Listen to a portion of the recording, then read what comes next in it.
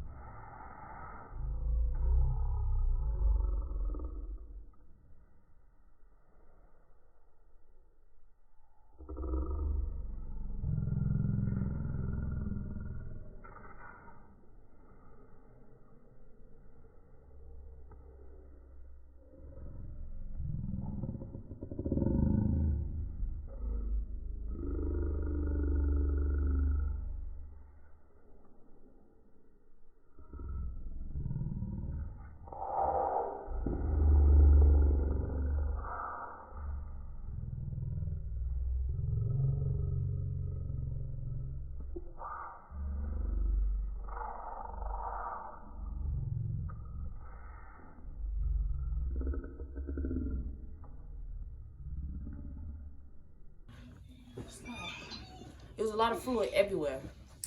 So, and they couldn't really hear the heartbeat of the baby. So they had said that I had a whole bunch of fluid everywhere, and she had no fluid anywhere. Princess, get the headphones out your ear. Princess is in the background. She had no fluid. She had not a lot of fluid inside her sac. So basically, my doctor told me that I was sick and the baby was sick. I was really sick and the baby was really sick. And she was like scared for my life. She broke the boy half. She was saying that it could we could both, not make it. So she had said that I had severe preeclampsia. And I would have to have an emergency C-section for the baby. So I had to go to I had to transfer to another hospital because the hospital I was at, can you stop when you get out?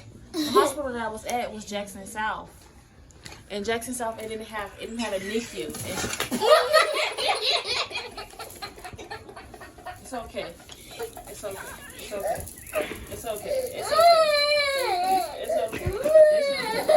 It's okay. Okay. In the hospital, sorry guys. In the hospital that I was at, it didn't have a NICU. So I was transferred to Jackson Memorial because that hospital had a NICU and they would be able to take care of me better than the hospital that I went to.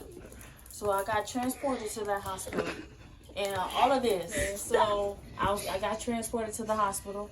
But you see, I don't know if I told you guys in the other video, but me and my baby's father are not on good terms. You see, during my pregnancy, he was never there, and we had a lot of problems in the relationship, so I was just like, I need to end it for me and my baby, and then he was never really there. So, I don't know why he called me that day, but he called me that day. And I'm not gonna lie, I wasn't gonna tell him that I was in the hospital, but I ended up telling him that I was in the hospital, and he came, and at first he was being supportive or whatever, but then he wasn't really being helpful either, you know? I was like pretending, I'm not gonna pretend that I wasn't scared because, you know, I might have lost my baby and I didn't really know what was going on. I didn't really understand what she was saying when she was like, I'm sick, because she didn't really tell me, you know? So, shh, princess. So, he comes and, you know, he's there in the hospital and his aunt comes. His aunt, I've never met his aunt before. I never met his mom before. So, excuse me, I'm sorry. So his aunt come in. It was awkward because I've never seen her before, and I'm seeing her in the hospital for the first time, and I'm like about to have a baby. So, but she was very nice. She was really nice, and you know, she was really comforting, and she helped me like she helped me a lot more than he did, you know. And I was thankful because I was already stressed and, you know, scared, and he wasn't really helping. He wasn't really like, you know, helping. And she helped me calm me down, you know, a lot of stuff. So we get to the other hospital, and the doctors, like, they're telling me it's not looking good in this, and that in order to save me and the baby, that I'll have to have a C-section. So I had a C-section. They told me about the risks and all the other stuff about C-section. And at first they was talking about whether or not they wanted to put me to sleep because my blood pressure was very, very high. It was like it was really, really high. It was really high. It was too high. And so it would be a risk to put me to sleep during the C-section because I might not wake up. But you see, I'm not going to say that,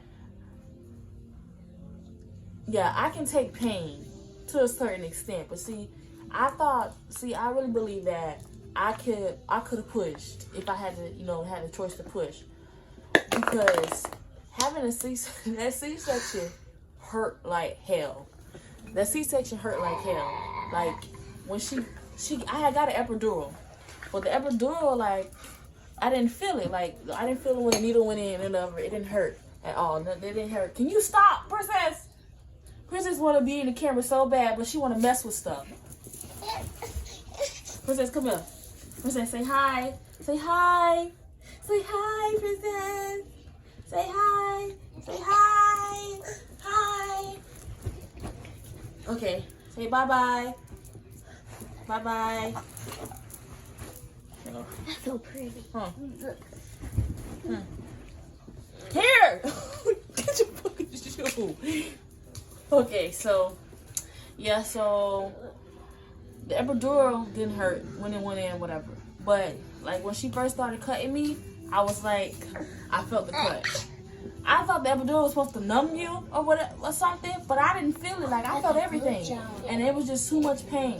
And the dad wasn't helping me. He didn't try to help me calm down. Like, I was like, he's supposed to distract me or whatever, but he wasn't really doing a good job of that. And I was just like really like in pain. I was crying and all this. I was really like, I was in so much pain because before I even got the C-section, they had to put this thing inside my arm inside my wrist to.